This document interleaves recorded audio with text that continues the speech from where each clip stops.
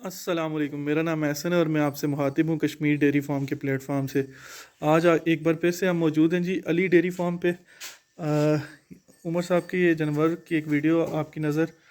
इसके बाद हम डेयरी पे एक डिटेल इंटरव्यू करेंगे। उमर साहब भी हैं मौजूद, शहजाद साहब भी हैं, उनसे जानेंगे जी आजकल ये डेयरी फार्मिंग का कारोबार कैसा जा रहा है। उमर साहब, क्या समझते हैं ये कारोबार आजकल डेयरी, जिस तरह से पेट्रोल की प्राइसेस और जिस तरह से महंगाई हुई है उस तरह से डेयरी के बिज़नेस को आप कैसा देखते हैं? आपका व्यू पॉइंट क्या है जी? बिस्मिल्लाहिर्रहमानिर्रहीम जी। हसन भाई, आपने बहुत शुक्रिया, बड़ा सवाल आपने ज़बरदस्त किया है सवाल। जैसे ये बेसिकली असल में हमारा मुल्क जो है ये एक एग्रीकल्चर कंट्री है, ज़री मुल्क है। ज़री मुल्क के अंदर महंगाई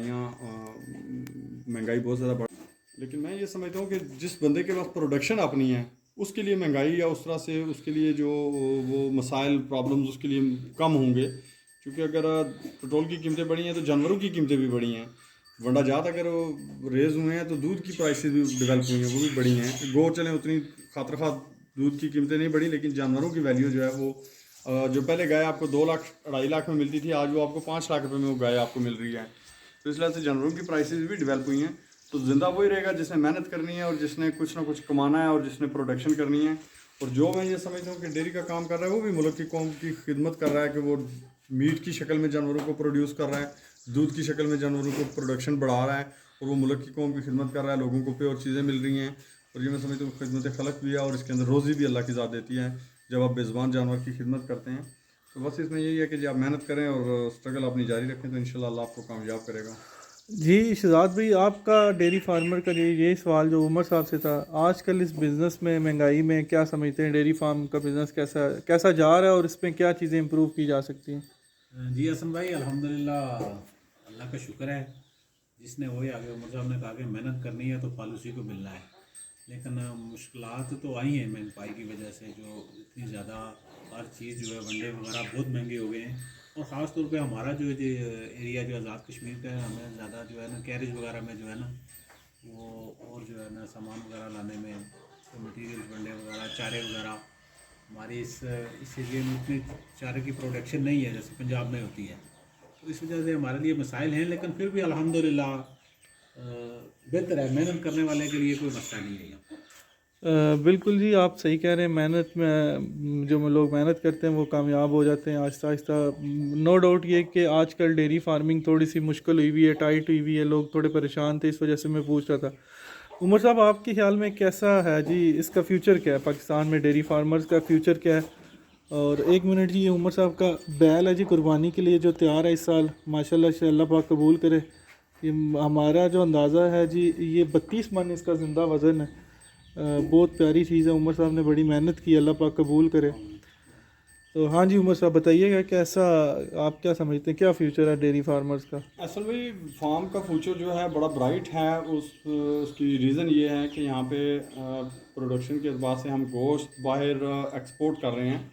जो गोश्त एक्सपोर्ट कर रहे हैं वो गोश्त भी हमारा यहाँ पे पूरा नहीं हो रहा, और बाहर के मुल्कों में ज़रूरत है गोश्त की, मीट की। आप मीट के जानवर अगर पालते हैं तो वो भी एक, मैं समझता हूँ कि बड़ा प्रोडक्टिव यूनिट है। और अगर आप बछियाँ रख के पालते हैं, उनको गायें बनाते हैं, मिल्किंग प्रोसेस के लिए डेवलप करते हैं, तो वो आपको बाहर से गायें इंपोर्ट नहीं करनी पड़ेंगी। और इस लिहाज से आप अपना ज़र मुबादला जो है मुल्क का वो खुद से डेवलप कर सकते हैं। और वो कास्ट आपको, अगर अच्छे जानवर आप तैयार करते हैं तो आपको यहीं बैठ के घर बैठे हुए वो जो है ज़र मुबादला आप उसमें कमा सकते हैं। और अच्छी रीज़नेबल प्राइसेस भी आजकल जानवर सेल होते हैं, तो आपको एक अच्छी खासी रोज़ी इसमें मिलती है। अच्छा जी उमर साहब, आपने पिछली दफ़ा भी हमसे शेयर किया था अपने डेयरी फार्म के बाद, इस जो इन्वायरमेंट आपका है यहाँ पे, आगे पीछे में कैमरे में लोग देख रहे होंगे, दरख्त वगैरह लगे हुए हैं। इन्वायरमेंट तो यहाँ पे भी अच्छी खासी गर्मी है, लेकिन आपके यहाँ पे शेड के अंदर माहौल बड़ा अच्छा है, जानवर पुरसकून है। उमर साहब, ये आपने पिछले दिनों एक प्री फिजिबिलिटी रिपोर्ट बनाई थी बच्चियों को लेके। जी जी। शहजाद साहब और आप रहनुमाई फरमाएं कि वो पिछली जो वीडियो शहजाद साहब की डेयरी फार्म वाली थी, वो बच्चियों वाली, वो बहुत लोगों ने पसंद की थी।